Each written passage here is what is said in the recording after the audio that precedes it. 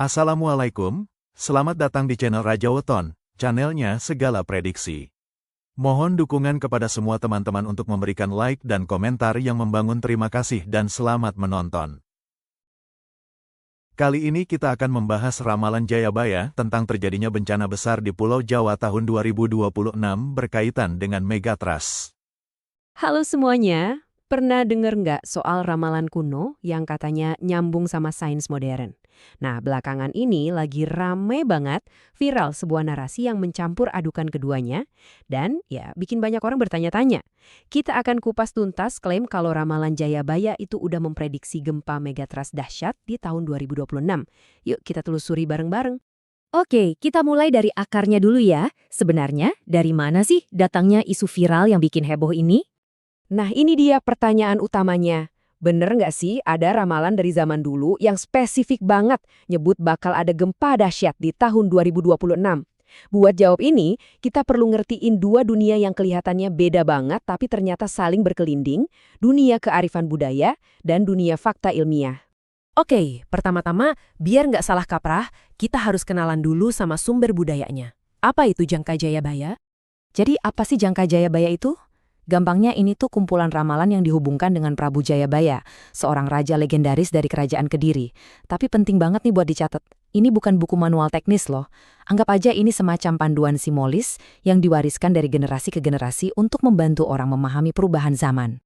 Nah, sifat ramalannya ini kuncinya. Coba deh, perhatiin kata simbolis. Artinya, ini nggak bisa kita telan mentah-mentah. Setiap generasi itu punya tafsirannya sendiri, yang biasanya ya dikait-kaitin sama kejadian besar atau keresahan di zaman mereka.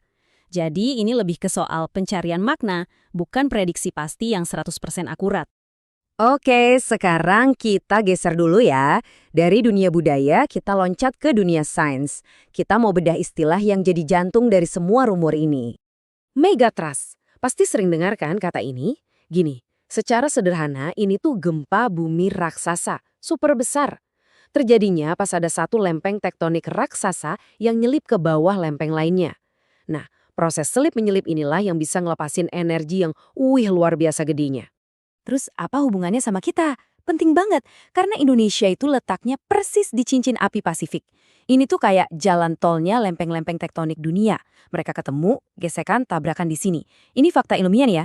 Aktivitas geologis inilah yang bikin wilayah kita punya potensi gempa bumi dan tsunami yang tinggi. Sebuah risiko nyata yang terus dipelajari para ilmuwan, terlepas dari ramalan apapun. Nah, sekarang saatnya kita pertemukan kedua dunia ini, dunia budaya dan dunia sains. Kita bakal lihat dari mana sebenarnya klaim viral ini muncul. Oke, kita balik lagi ke pertanyaan awal. Tapi sekarang kita udah punya bekal dari dua sisi kan?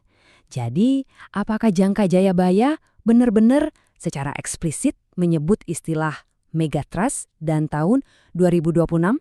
Jawabannya ada di sini, kalau kita bandingin langsung. Di satu sisi ada ramalan Jayabaya. Sifatnya itu simbolis, kultural, nggak ada tanggal pastinya sama sekali. Dan jelas, nggak ada istilah teknis modern kayak Megatrust. Di sisi lain, ada sains, semuanya berdasarkan data. Sains emang nggak bisa ngeramal tanggal pasti gempa, tapi bisa memetakan potensi risikonya. Jadi, poin paling pentingnya apa?